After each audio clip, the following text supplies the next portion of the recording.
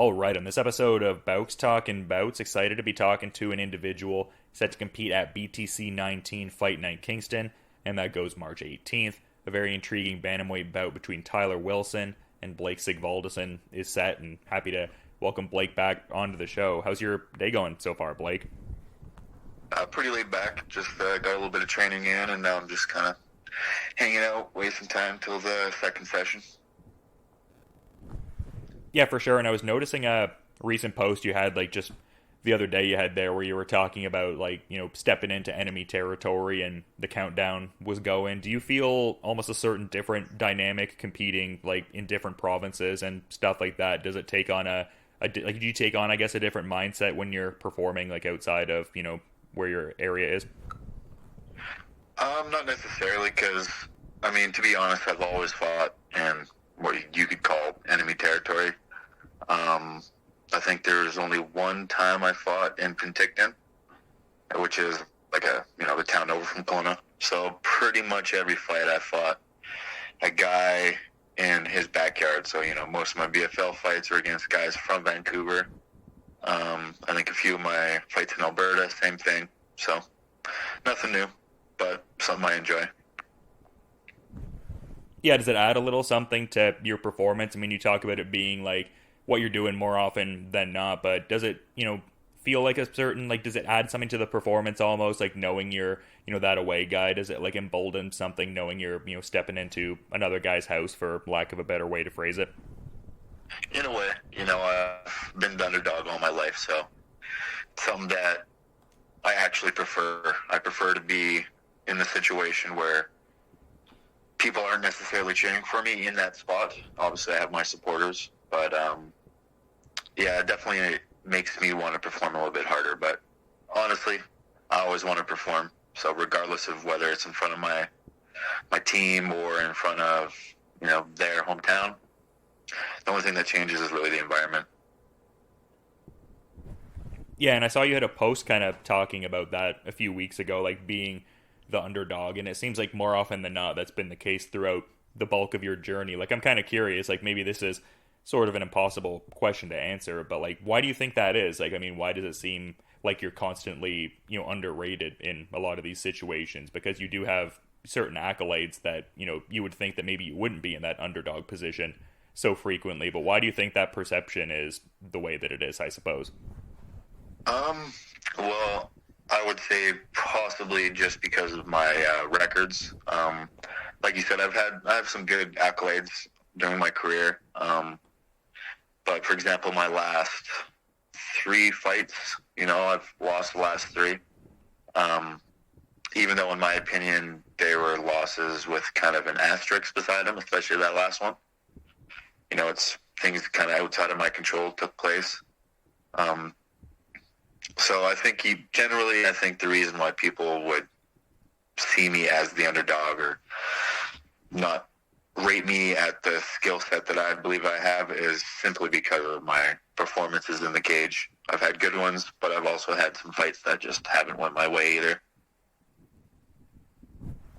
I mean, I guess that's fair. I think the context is, you know, sort of key, though, as we're kind of talking about, like, that last fight, even though it was, like, technically a split decision loss. I think that there was a lot of people, and honestly myself included, like, I mean, it was a close fight and not taking anything away from your opponent, obviously, but I think if I was in that position, I would have slightly edged it your way there. Like, you know, what's the feeling in that kind of situation? Because you had the post where you were saying, like, oh, it's kind of rare the winner of a fight pukes blood and the loser barely has a mark on him. Like, how do you feel in those kind of situations? Is it just kind of like you have to just, like, you know, quote unquote, like, swallow whatever the circumstance is and, you know, just move on? Like, what are the takeaways from that?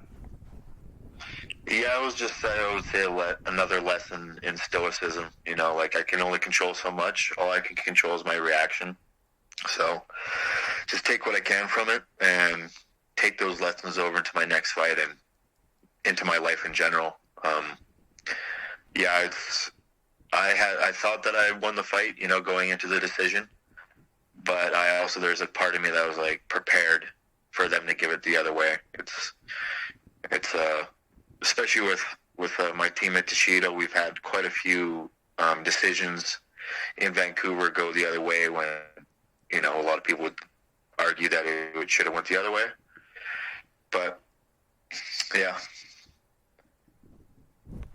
I mean, that's a great level of composure and maturity and stuff like that. Like, I'm kind of curious, like, how much of that is just like your own mindset you've curated over time with like different readings and stuff like that. Because it seems like you're a guy who will like post a lot of quotes and seems like you're well read based on certain social media postings. Like, how much is it, I guess, that coming into the picture versus like maybe the insights from someone like David Lee, who's been such an influential coach over the years? Or is it maybe like a bit of both? Like, is it a combination of those things that gives you that composure? I would say it's both. You know, I've had a lot of ups and downs in my life, but honestly, more downs.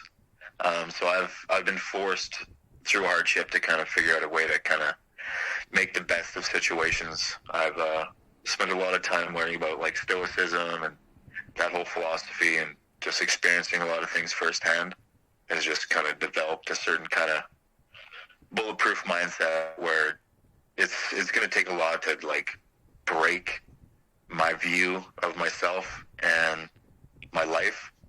So I'm, regardless of how whatever outcome comes during a fight, it's just a fucking fight.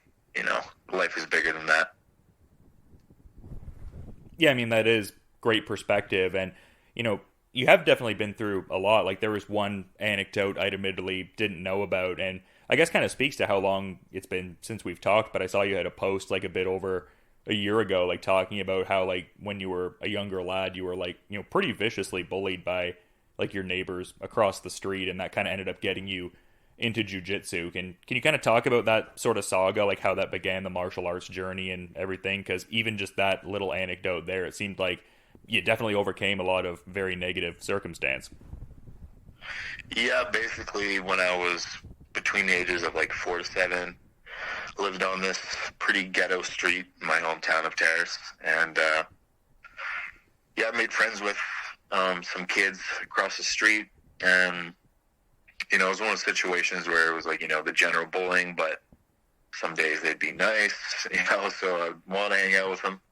And there was just a few different episodes that happened where one time I was, and I don't remember this was told to me, but I was like tied up and drugged down the street behind a bike.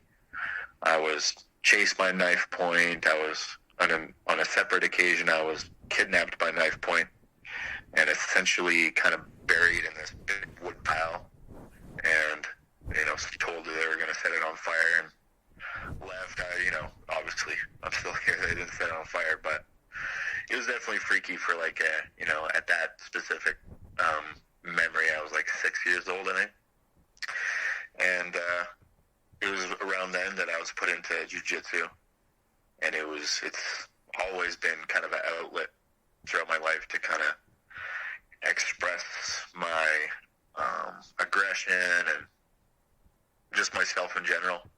And I'm glad that I had it, because number one, who knows where that energy would have went.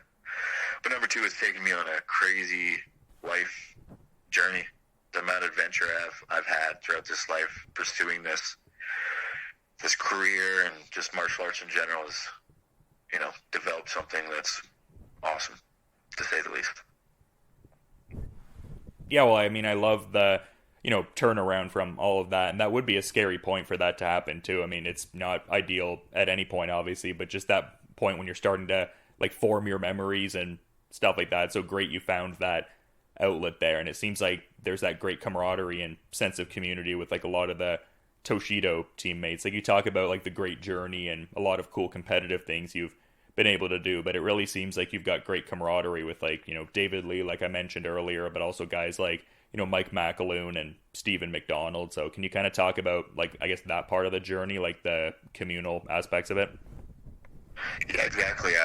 There's something that I feel like it's hard to find anywhere else besides maybe in the military, where you have that camaraderie and brotherhood that you have with your teammates.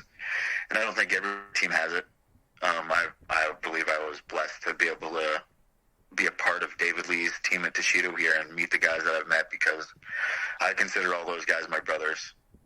Like, every one of them, I would die for them. I would kill for them.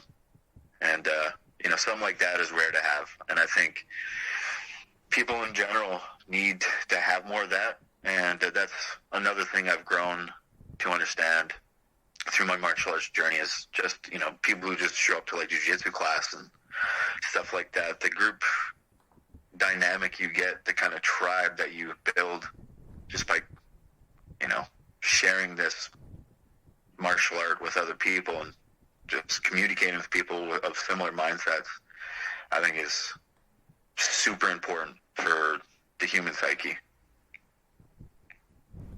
Yeah, I love to hear that for sure, because like I think sometimes people will talk about MMA as if it's an individual sport, and I mean it is individual in the competitive framework obviously, but just so much that goes into it on the teammate level, it seems like. But just in talking about like getting to go to cool places and different parts of the journey, like part of this that I find interesting, at least just this being like the first pro MMA show in Kingston, Ontario. So I mean that's kind of cool, like kind of like expanding the scene a little bit here in Ontario and everything like that. So another fun thing to be a part of, I would think. Yeah, totally. I love just spreading the experience of martial arts and just trying to get more people into it. Yeah, and I think it'll be a good one for, Kingston, and I mean, a great venue. I've been there for, previous events and stuff like that, more like of the pro wrestling ilk, but I mean, just a great venue all the same. But curious to, get some thoughts on your upcoming opponent here. Like, have you been, I guess, doing a certain level of tape study on him? Is that something that more like David Lee kind of handles and you guys kind of figure it out thereafter? Like, how does all of that go, I suppose? Yeah, I've studied him. I think he's legit. He's good. He seems to favor his striking a bit more than his grappling, but I mean, he has multiple submission finishes, so he's no slouch on the ground either. I have respect for him. I have respect for his skills, but at the end of the day, I believe that in the areas that matter, in the areas that you guys will see, March 18th, it will show who's the better overall martial artist. Yeah, I was gonna say, this strikes me as a fight where both of you would be like, fluid wherever the fight goes. It seems like you're kind of looking at it like that as well. Like, I mean, whether it's like a stand-up battle or whether it takes place on the mat, like you seem pretty adaptable with whatever could happen. Yeah, I'm comfortable wherever. I believe that the difference will be my wrestling, my grappling. But I mean, until you're in the cage, you never know. I'm not saying like that's specifically what I'm going to do. I see certain weaknesses that I'd like to exploit, but once you get in there and things start going a certain way, I'm just going to go for the win at the end of the day. Look for a finish, and whatever leads to that finish, whether it's striking, wrestling, grappling, ground and pound, whatever it is, I'm going to stick to that and force the finish.